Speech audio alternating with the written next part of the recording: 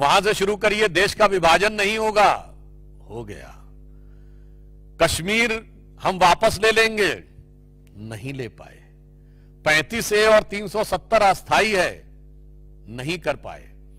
इसके बाद गरीबी हटाओ 1970 और 2013 में कह रहे थे कि नहीं नहीं वो फूड फॉर सिक्योरिटी देनी है, नहीं कर पाए। जाके देखिएगा, राहुल गांधी जी का एक ये भी बयान है कि आतंकवाद को कैसे नियंत्रित किया जा सकता है सब जगह रहते हुए। आपने जो जो कहा वो नहीं कर पाए और अभी हाल के वर्षों में आ जाइए। 2018 छत्तीसगढ़, जैसे ही हमारी सरकार बनेगी 10 दिन, 1 2 3 4 5 6 7 8 9 10 दिन में किसानों का सारा कर्जा माफ हो गया। क्या 5 साल आके चले भी गए, नहीं कर पाए। राजस्थान में 5,000 रुपए बेरोजगारी भत्ता देंगे, आके चले भी गए।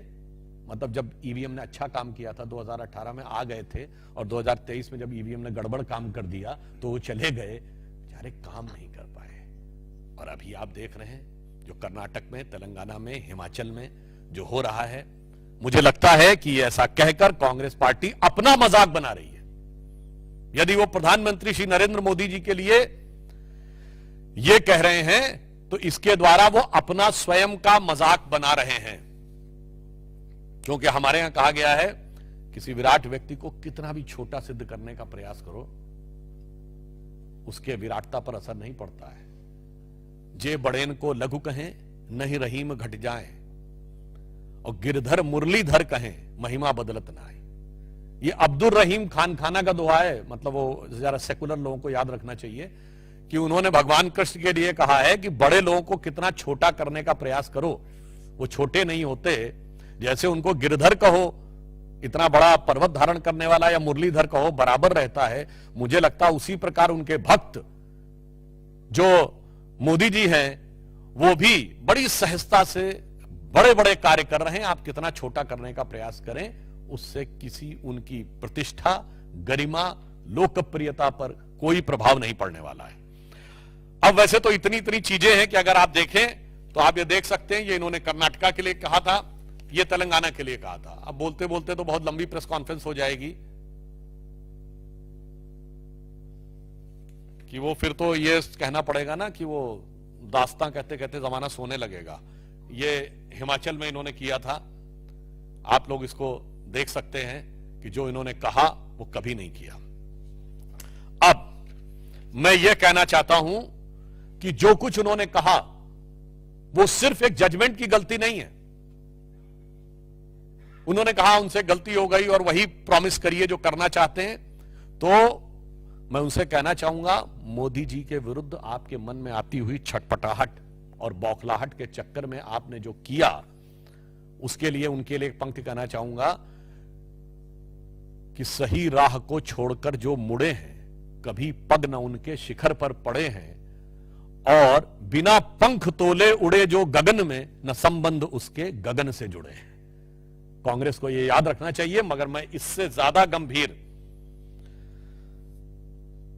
बिंदु यह कहना चाहता हूं कि यह सिर्फ कोई उनकी जजमेंट की गलती नहीं है। आज जो प्रधानमंत्री जी ने कहा है, कांग्रेस जिस प्रकार के अर्बन नक्सल्स के हाथ में चली गई है, यह एक सोचे समझा षड्यंत्र और भारत में अराजकता उत्पन्न करने के एक प्रयास का हिस्सा भी है। मैं पुनः आपको यह बात भी बताना चाहता हूं जो मैं पहले भी कह चुका हूं।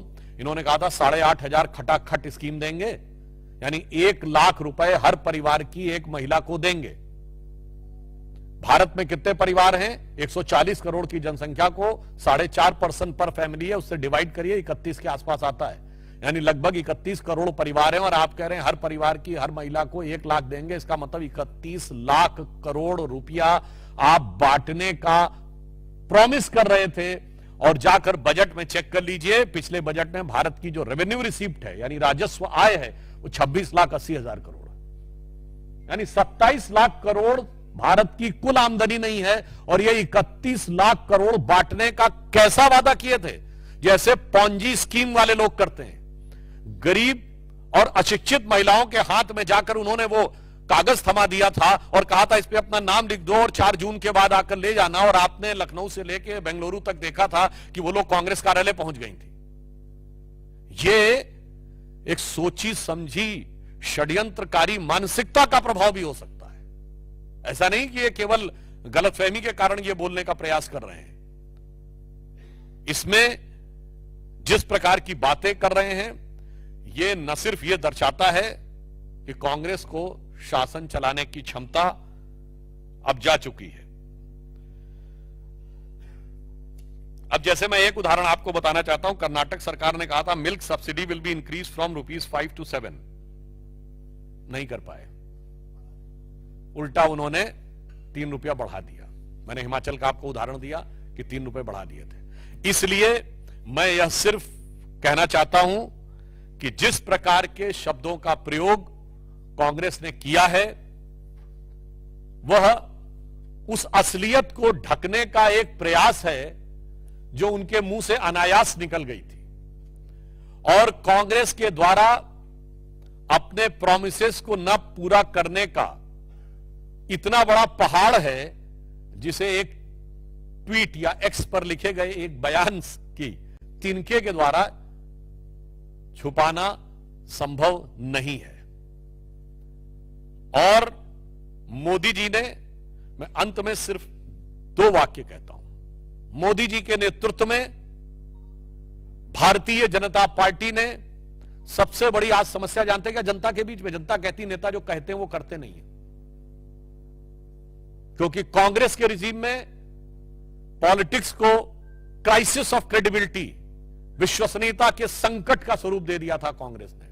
मोदी जी के नेतृत्व में भारतीय जनता पार्टी ने उसे क्रेडल ऑफ क्रेडिबिलिटी यानी विश्वसनीयता की प्रामाणिकता का स्वरूप दिया है। तो मोदी जी के नेतृत्व में भारतीय जनता पार्टी विश्वसनीयता की प्रामाणिकता का प्रतीक है और कांग्रेस पार्टी विश्वसनीयता के संकट का प्रतीक है।